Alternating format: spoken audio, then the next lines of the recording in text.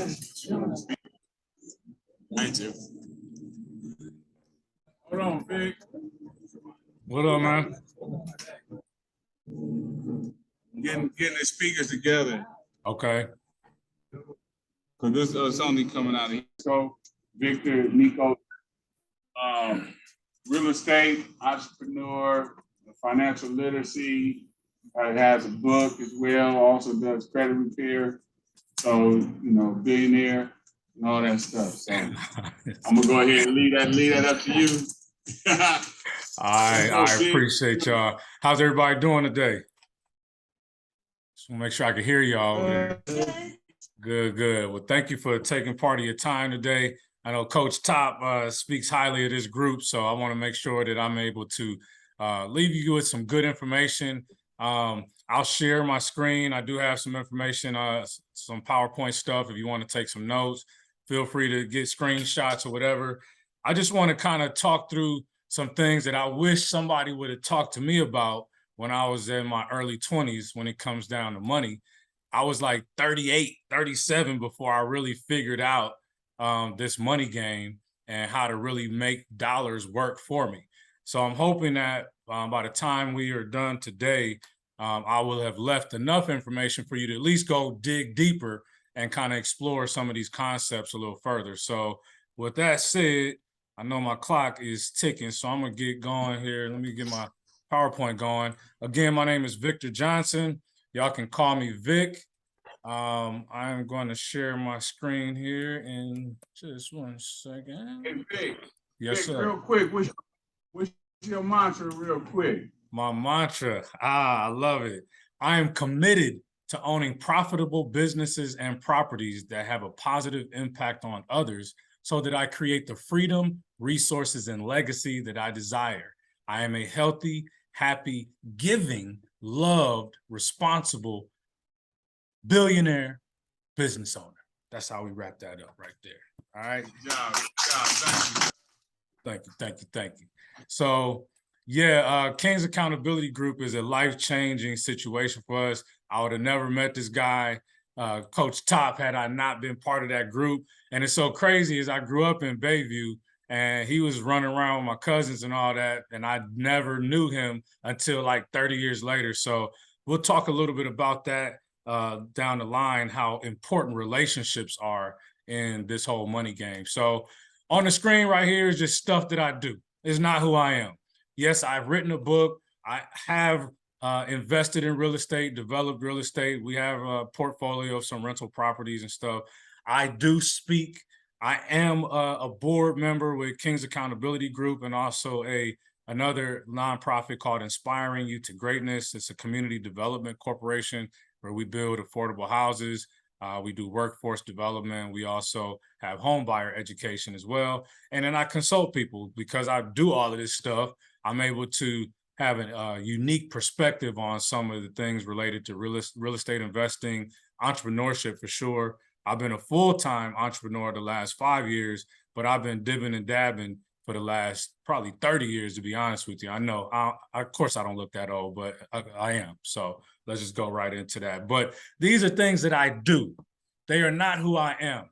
And I think it's important that we establish, especially for a group of young go-getters like yourselves, that you're in a constant evolution. The person you are today is not even the person you were a year ago. It's not the person you'll be a year from today. And it's important that you understand that you're in a constant evolution. And you will earn more money, you'll lose money, you'll become parents, you might not become a parent, you'll do certain things in your career. Those are all evolutions of yourself, and your perspective changes as you become these different people. And so it's important that you understand you're not your title. I believe you guys are and ladies are EMTs. That's what you do. That's what you're training to become, but never lose the identity of who you are and what purpose that you have for yourself. So even as I start digging into dollars and money and things like that, that's not what makes you. You still are an individual. Those are tools that you use to accomplish the purpose that you have for your life. So with that said, let's dig in a little bit here. I'm gonna jump right into it. This is These are note-taking opportunities, ladies and gentlemen. This is information that you'll want to revisit later on for sure. But there's 3 keys that I feel will help you to create financial security. Number 1, eliminate debt.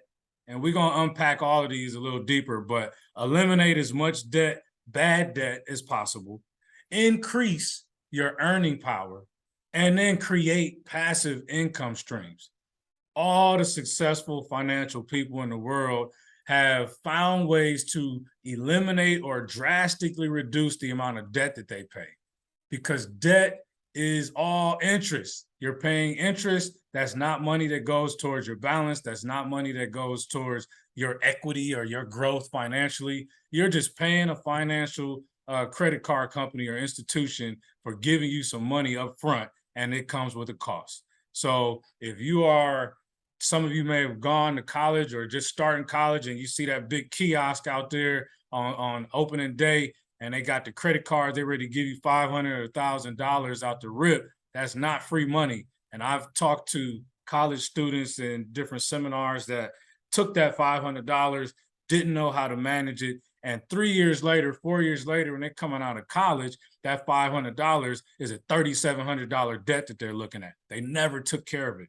And all they did was bought a whole bunch of pizza or something for their dorm mates. And here they are 3, 4 years later, dealing with a serious financial decision. How do I get out of this $3,700 debt? So it's important that we understand that. So again, we'll talk some more about that part of it. Also, increasing your earning power. You are in position now that you're learning something new, you're doing a new career. I don't know what the career path is in this particular industry, but I know, again, that you have your own individuality. And there are ways that you can be successful in your 9-to-5 work or your 8-to-5, whatever hours you work on your regular job. And you can be very, very valuable there, and in continuing to increase your earnings there by increasing your value to that particular company. But you also could do things outside of those hours and create a side business, or be like my wife and I, where we decided to start investing in rental properties. And, you know, those notifications you get on the first of the month hit different when it's a rent payment coming into your bank account, instead of somebody just texting you about some craziness going on out in the world. So increasing your earnings in whatever way possible, which is always going to come down to you becoming more valuable to somebody that's able to pay you for that value. And then the third piece, again, we'll dig deeper into all of this, but creating passive income, whether that's through entrepreneurship or through some kind of asset that you're investing in that continues to churn out money. I know a young guy that I mentored about 3 years ago. This guy went to one of our little seminars. He really got something out of it. He immediately started saving up about $1,500. 6 months later, the guy takes that $1,500, he buys 2 used vending machines and goes to Costco and racks and fills them all up. And now here we are, like 4 or 5 years later, this guy's got vending machines in about 12 different businesses across town. And I'm sure he's doing quite well, and he still has his regular job. So there are other ways that you can create passive income. So we'll talk about all of that. First thing I want to talk about is credit, because we are now living in a society where you are evaluated by financial institutions based on your behaviors with money, with behaviors with how you spend money, how you pay people back. And so if you don't already know, this is a very valuable tool for you to kind of take a look at here and understand how banks or lending institutions are going to measure you to give you the funding that you need, whether it's to start a business, to buy a car, to buy a house, get a credit card. All of those things they're measuring your previous behaviors, and it all comes into a number format. So anything under 620, I'm just be honest with you, you're playing with fire. Unless you got an all cash lifestyle and you need credit, 620 is the number at a bare minimum that you want to be at. And there are tons of credit reporting entities out there, which, by the way, Coach Top or whomever is running the slide, if there are questions that come up throughout, I'm not able to quite see everybody. So if you want to drop them in the chat, or we can kind of designate some time at the end to address any questions, right? But these scores are critical. And by the way, I did a talk 2 days ago and a lady corrected me. She's like, well, I work at a credit union. We don't pull your credit scores. Well, what they're doing is they're pulling your credit straight out of Experian, TransUnion, or Equifax. So no, they don't see a score. But as a consumer, you don't always have access to the database that these lending institutions are pulling it from. So this is how the credit reporting industry has said, hey, this is how we're going to show the consumer how to manage their credit so that when they do go before a creditor or a lending institution, they're in the same alignment. So if your credit score is a 659, that says that you may have 1 or 2 credit cards, you might have 1 or 2 lates in the last year or two. They're going to see the lates. They're not going to see the 659. They're going to see that you've had a couple late payments in the last year or so. So this is your way to measure whether or not you're making an impact positively on how you're being rated on your credit score. Anything under 700, honestly, you're putting yourself in a bad spot with the creditor. You will get approved if you're at 680, 670, 6 somewhere in there, but you will pay a higher interest rate than I would if I have, because I'm over a 700 score. Or people like Coach Top hanging in that 800 range or whatever, he's going to get the best rate. He can write his own ticket when he goes to get financing for something. So that's important. So it's not even just the approval that you're looking at, it's whether or not you're going to pay a higher rate for the dollars that you're borrowing, which ultimately could turn into thousands and thousands of dollars. So quick quiz here. I think I was told everybody in this group is between probably 18 and 24 years in age, maybe. I think that's considered Generation Z. I don't know what they call y'all nowadays, but Gen Z. I would love for somebody to maybe raise your hand and tell me, what do you think the average credit score, using these scores here, would be for the average Generation Z person? Anybody want to give a shot, a crack at it? I see a hand up back there, I think. Give me a number. What do you think the average Generation Z person has as a credit score? Very poor. Who says very poor? Very poor. 500, okay, to 579. Any other guesses? I'm gonna show you next. Give me one more guess. 4. So everybody in there believes it's somewhere between 500, 619. 620. Somebody said 620. All right, sounds good. All right, so here's, according to a statistic taken, I believe in August or July this year, the average Gen Z is actually 674, right? So there are people that are in your age group or in this age group that the majority of people who are, I guess, that actually have had their scores pulled, or I don't really know how they compile the data. There's a source of the information right there if you want to go dig it up. But they're saying that the average, and these are going to be people all over the country, right? So it could be somebody in Wyoming, it could be somebody in Georgia, Florida, California, Arizona, who knows? But the averages say that your generation right now is at 674. But there's good news. You see, as you move up the age range, you kind of start getting more serious about this stuff, or you might start making more money, or you realize that, hey, I got to pay things on time so that I can buy that house that I want to have at 30 years old or whatever. So it's encouraging to know the numbers go drastically higher as you get up there in the age range. So very good information. So I'm going to share something with you here. Again, many of you may have seen this, but I feel like it's my duty to share. I was asked to come in and talk about financial literacy. So I'm going to share some things that I feel have been the most effective pieces of my talks with young people in this age group. And that's understanding the importance of how your credit score is calculated. Now, many of you may be familiar with Credit Karma, and that's a free credit score. It's more like it really is a marketing tool that credit card companies use to make you feel more positive about your credit score.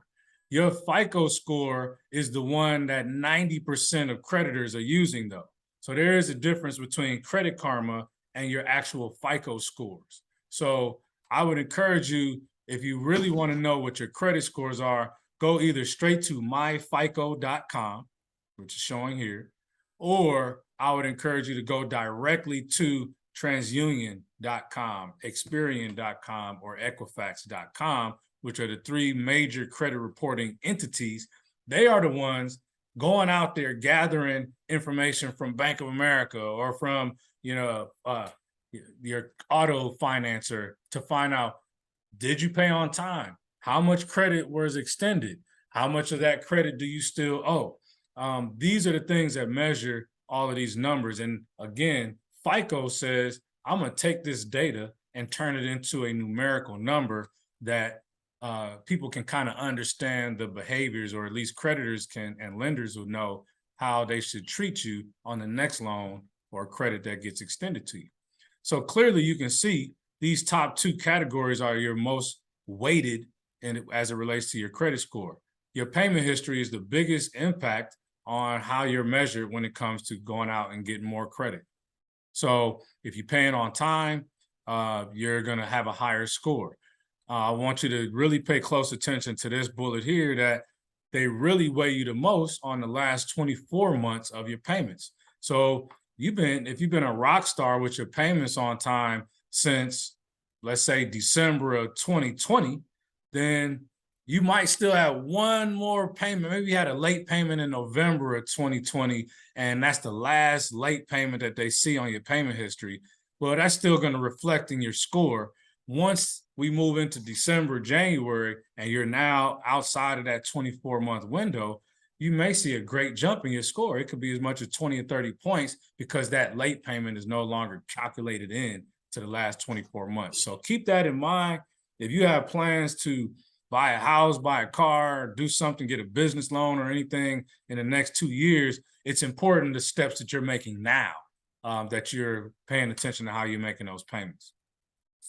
The second biggest part of your credit score is going to be capacity and the amount owed. So the best way to break this down is, let's say you got a credit card that's $1,000 that they've extended to you. We're going to give you a credit line of $1,000, and you instantly go out and you go charge $300. So that's 30% of that $1,000 credit limit that they've given to you. Well, when you get to 30%, you're probably still okay. When you go over 30%, you're going to see a drop in your score. Guaranteed, it's going to drop. So if you're charging 40% of $1,000 or $400 on a $1,000 credit line, that's 40%. You will see a score drop in that next cycle. So I get people to ask me all the time, but what if I just charge it and make the payment real quick before it's due? That may help, but I can tell you that about 90% of the time, your due date on your credit card is not the same date that they're reporting to the credit bureaus. And believe it or not, most of the time the reporting date is before the due date. And it's probably, let's say, for example, if you're due to pay on the 15th, they're reporting on the 3rd or the 4th of the month what your balance is. So then you see your scores, what, my score went down, I just made the payment, but you paid it after the cycle. So really take a look at your credit card statements, take a look at your auto loan, auto finance contracts, the stuff that we don't read. Take a look at that stuff and find out when is it being reported to your credit report, because you may have a great pattern of charging and paying, but you might be paying beyond the actual reporting date. So it's always having a negative impact on your score. And so that's a tip that I think is worth all its weight in gold. If you can understand your due dates and keep the capacities under 30%, really under 15% is going to put you where you're actually benefiting from the credit, as opposed to just kind of staying in the zone where you're not going up or down. You want to positively impact your score, bring that capacity down, make your payments on time. The rest of this stuff is important, but not nearly as important as making your payments on time and keeping your balances low. And I think this is a good point to kind of stop in case there are any questions related to credit I'd be happy to address those right now if there are any. Got nothing? Cool. All right. So again, as part of the value add here, I would highly encourage folks to get a screenshot of this list. I know in this generation, we love apps. We like to do stuff straight from the phone. So go dig into some of these apps that'll help you manage your money. Some of them are paid apps. The two that I have found the most success with, and in fact, that I've used off of this list, mint.com, completely changed my financial life. So back in 2012, probably 10 years ago, again, I'm no shame in my game. I'm 48 right now. And 10, 11 years ago is when I really started getting serious about this money thing. And I came across, I was just scrolling on Pinterest or something at the time, and it's like looking for ways to get my money right. And I came across the Mint app.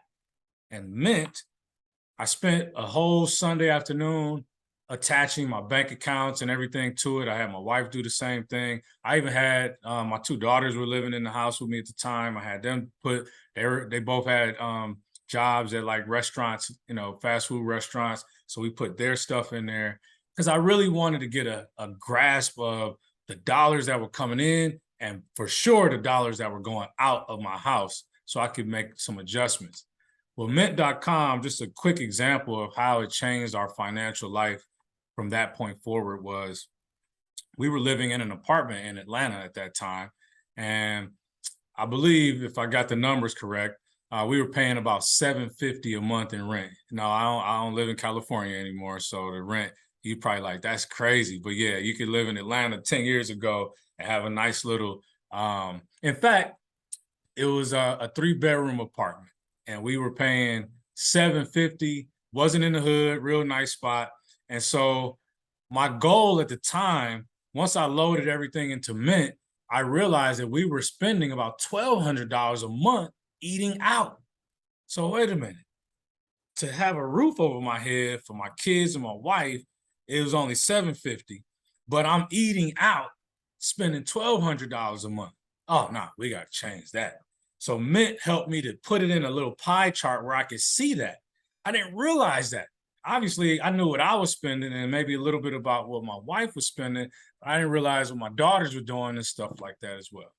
Long story short, we took a look at it and I made a challenge to everybody. I said, look, if we can get this $1,200 number under $750 next month, I'll make sure I give everybody some cash. And of course, my girls, they loved it. They all wanted to get a little bit of extra change, but you will benefit from the savings that we brought into the household. Believe it or not, in that less than 30 days or in that 30 day from that, whatever month that was to the next month at the same date, when we looked at the chart, we brought the number down to like 740. Now I took on the biggest brunt. I stopped eating out at lunch most of the days that I was going out. So a lot of that was actually me. And I got my wife to kind of cut back on half of her eating out. The girls cut back a little bit here and there. And we actually brought that number down to under 750. So without putting in any extra hours at work, without getting any bonus money, without doing any side hustling, we just found $450 right there under our roof.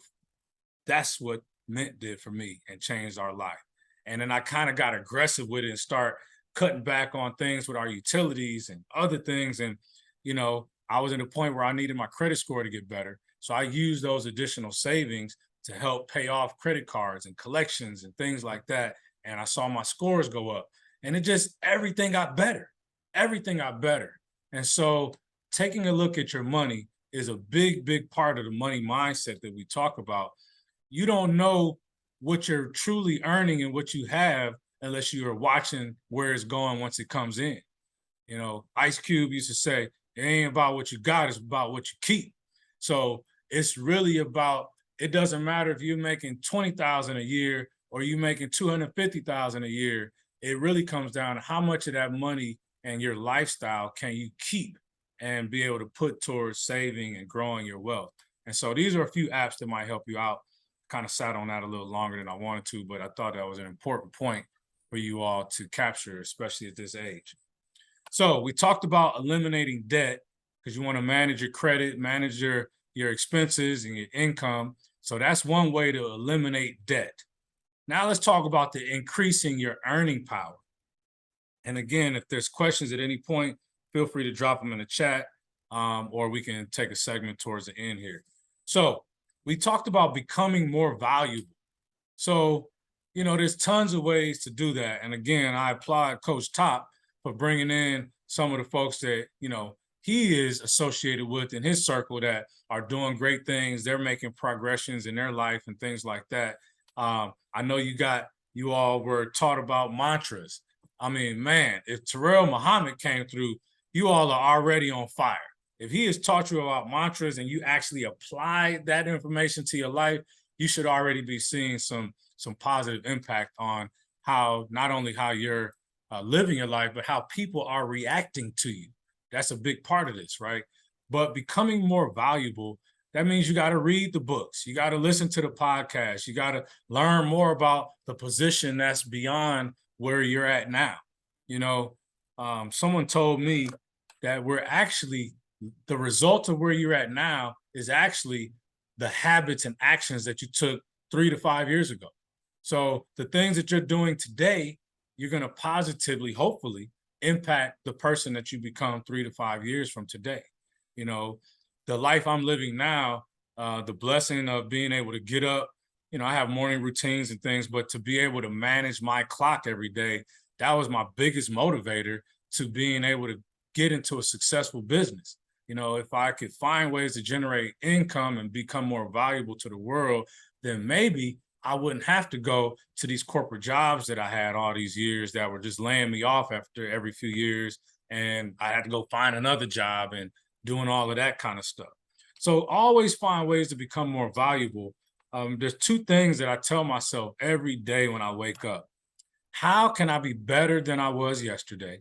So that whole Mamba mentality, right? How can you be the best version of yourself each and every day? And then the second question I ask is, who can I serve today?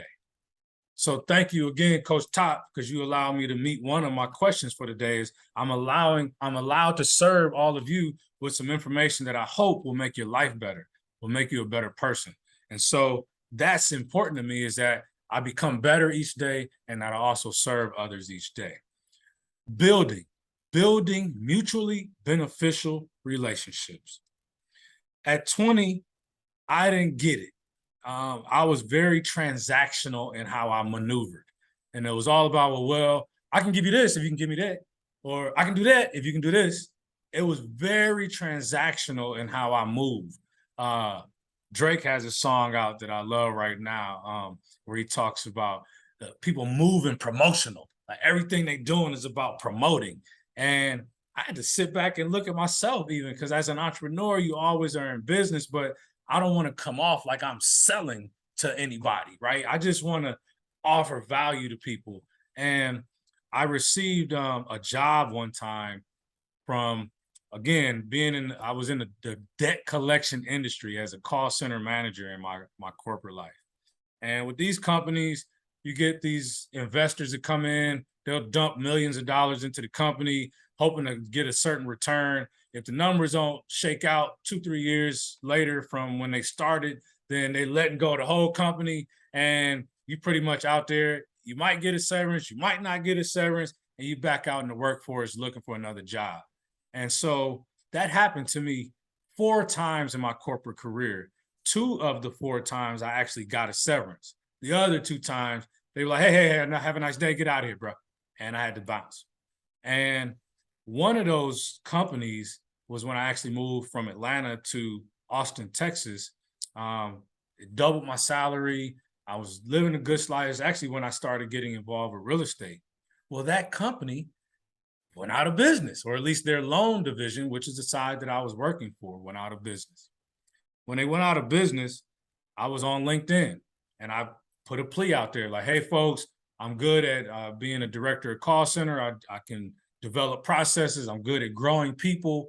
I put all this out there on my LinkedIn page, and I got a response from somebody. Well, a few somebodies, but one particular person was in Atlanta, remembered me from several years before working at another call center in Atlanta.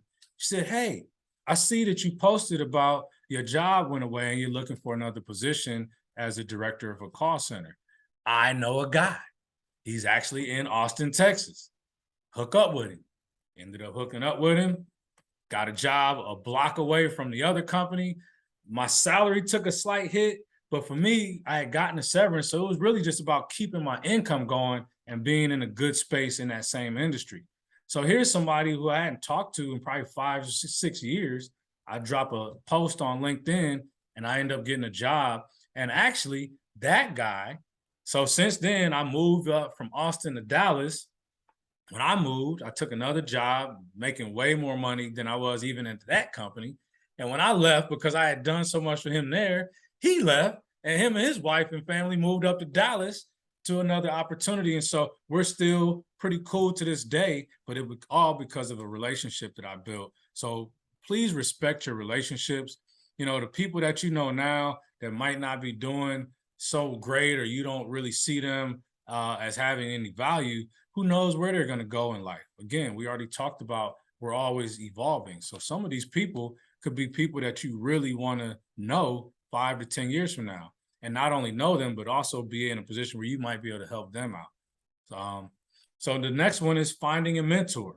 You know, Coach Top is doing a tremendous service for the world by bringing in all these different people that he knows, and even himself providing value to you all in all these different ways.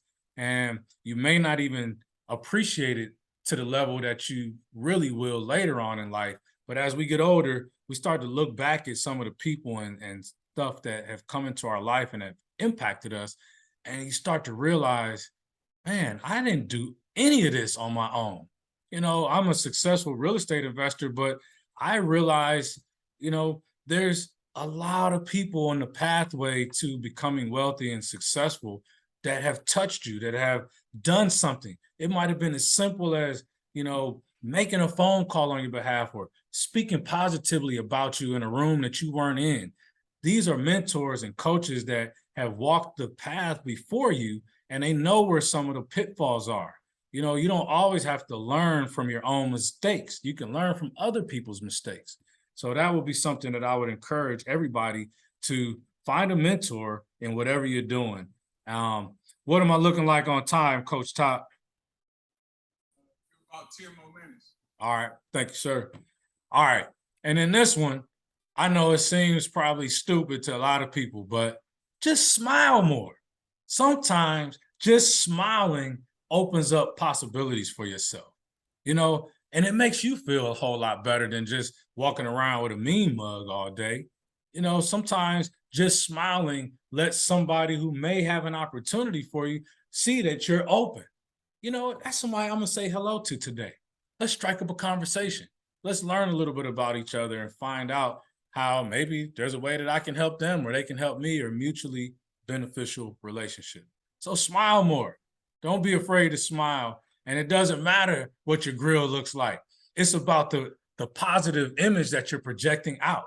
You know what I'm saying? It's just be a positive-minded person. You will attract more by being positive yourself. And that's the number one key. You can forget all these slides. The number one key is whatever it is that you want in life, whether it's finances, health, love, spirituality, mental health, project it out. Because what you project out is going to magnetize back to you. If you're a positive person speaking positive things, you're just going to attract more positivity to yourself.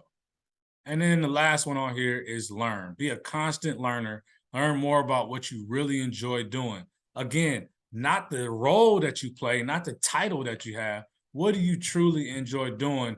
And I'm pretty sure that you guys have done the DISC assessments. And if not, I'm sure Coach Top going to be bringing that in, where you can really learn about how you think and how you break things down in your mind so that you can, you know, be more in tune with your self-awareness. All right. So this one I just threw in. I'm not going to spend no time on this at all, but this is why I got involved in real estate investing. Cash flow, principal pay down. My tenants are paying down the loan amount, the principal balance on my loan. Appreciation. Well, definitely in California, but in most places in the country, the last 2 or 3 years, we've seen a tremendous increase in the valuation of properties. Tax benefits. When you own real estate, there are more than 85 tax codes that benefit you positively, where you don't have to even pay a big chunk of the taxes. That taxes and interest on credit cards and things are going to be some of the biggest things that you'll pay in your life. So if you could save on tax benefits, I would highly encourage you to find those avenues. Equity capture, meaning the difference between the value of a house and what you owe on the house. That's constantly growing. Every month that I wake up with every property, the equity capture gets wider and wider, and that principal pay down is happening. Great return on your investment. Income producing. It's a way to offset the inflation that we're seeing right now. If I'm able to see a 15% return on my money every year, and inflation this last year was 9.6%, I'm still winning. It's never been that high, except for maybe one other time in the early 80s, where inflation was as high as it got last year. So this is a way for you to offset inflation, create more freedom in your life, and continue to build wealth and leverage for your family. And I love this quote by Robert Kiyosaki. I'm not investing in real estate, I'm investing in housing. Everyone needs a roof over their head. We just started dabbling in our first midterm rental, which is like an Airbnb, but on steroids, because I can rent it out to nurses that live near that work at the hospital near the house that we picked up this year. And we just been turning that out left and right, keep it clean, make sure it's super clean. And that's a whole nother cash flow that's even more than what we get on our long-term rentals. So find a way to get into real estate, young people, as early as possible. If I was somebody that had a VA or like a former military or you're active duty military, you got VA money, you don't pay any closing costs or down payment, on your purchase. Go out and buy a fourplex.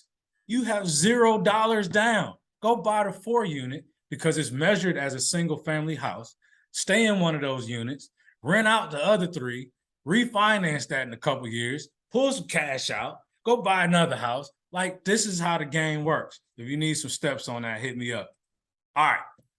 My last 5 minutes is what I want to do. And if you have a pen and paper, I would like for you to use this time to actually physically write down what I'm going to this exercise that I want to go through.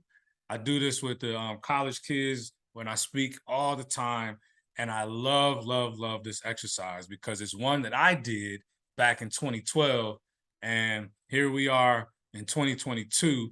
And many of the goals that I wrote down, I've crushed and rewritten and crushed those and rewritten and crushed those. And so I want to give you an exercise today. So I want you all to pretend as if today is October 7th, 2023, instead of 2022. So we are 1 year ahead of today. And there's 5 things that I want you to write down. And you can add to this list if you like, you can change it up. But just for our presentation today, I have 5 things that I want you to write down. And we're going to write these things down as if we are on October 7th, 2023, and these things are a reality, right? So it's not about what you got today. I don't even need you to figure out how you're going to get these things. I just need you to write them down. So first one, I am a successful what? EMT rep. I'm a successful business owner. I am a successful mother, father, husband, wife, whatever it is. Make a claim today. I am a successful something. And this is October 7th, 2023. And you don't have to share this with anyone. This is just for you. Number 2, my income is X dollars per month.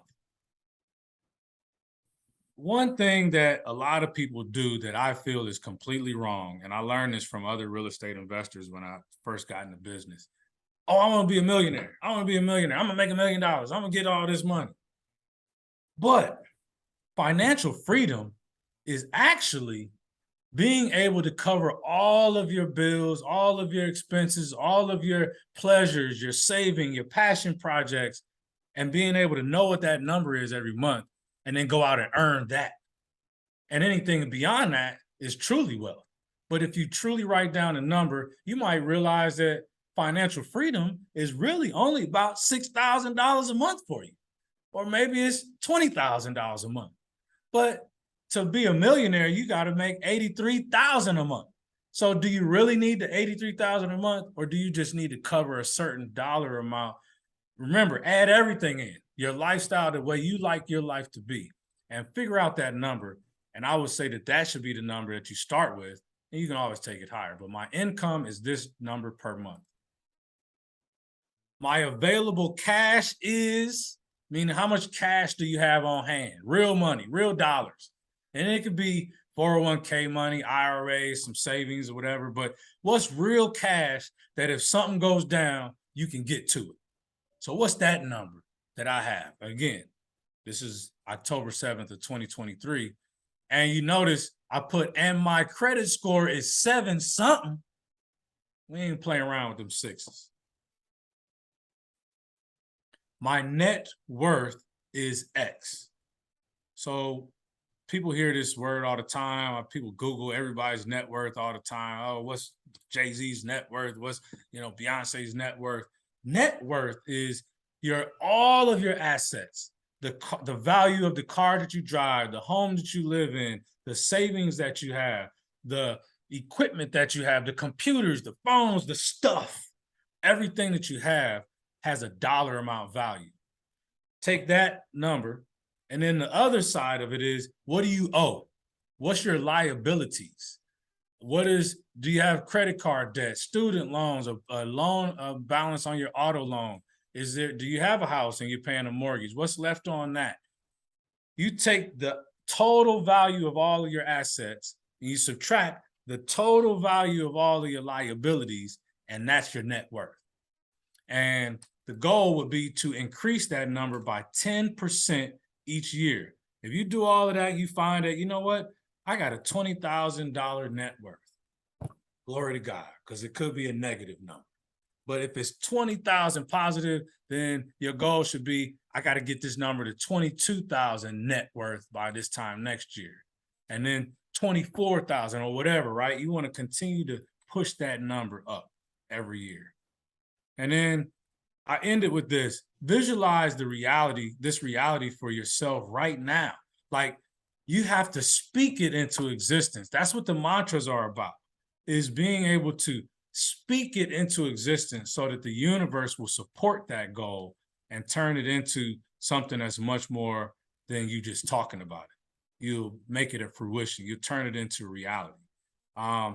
That's pretty much all I got. I do have some coaching plans out there, but I'm gonna just put my contact information here. If you want to hit me up, feel free. I would love for you to follow me and kind of engage with me through the YouTube channel if you want to get some more tips. But my mantra is, the one that I want to leave with you is, create your future self.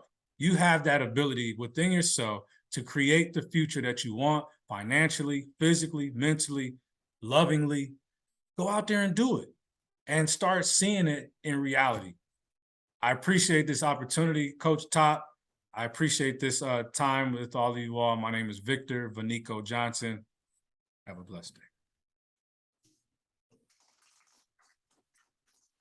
Any questions?